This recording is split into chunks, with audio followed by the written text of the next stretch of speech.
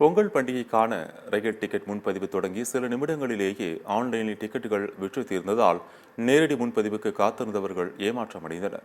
2025ஆம் ஆண்டு பொங்கல் பண்டிகை விடுமுறைக்கு சொந்த ஊர்களுக்கு செல்வோர் ரயில் டிக்கெட்டுகளை முன்பதிவு செய்வதற்கான சேவை இன்று காலை தொடங்கியது.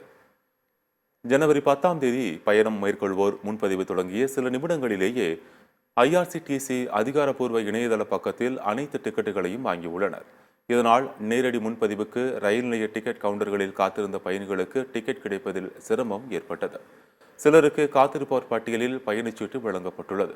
அதிகாலை முதல் காத்திருந்த பலர் ஏமாற்றத்துடன் திரும்பிச் சென்றனர்.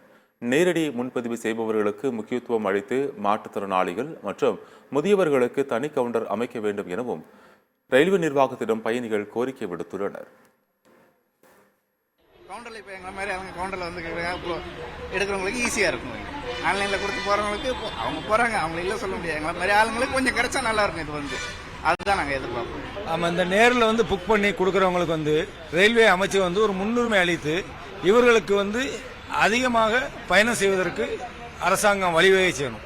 ஏன்னா ஆன்லைன் டிக்கெட்டுங்கும் போது சில நேரம் கிடைக்கி சில நேரம் கிடைக்காம இருக்கு. அந்த பணம் வந்து ரீஃபண்ட் ஆயிடுது.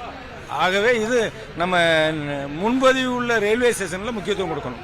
இதற்காக மத்திய அரசு ஒரு நடவடிக்கை எடுக்கணும். ரயில்வே அமைச்சகம் ஒரு உறுதி எடுக்கணும்.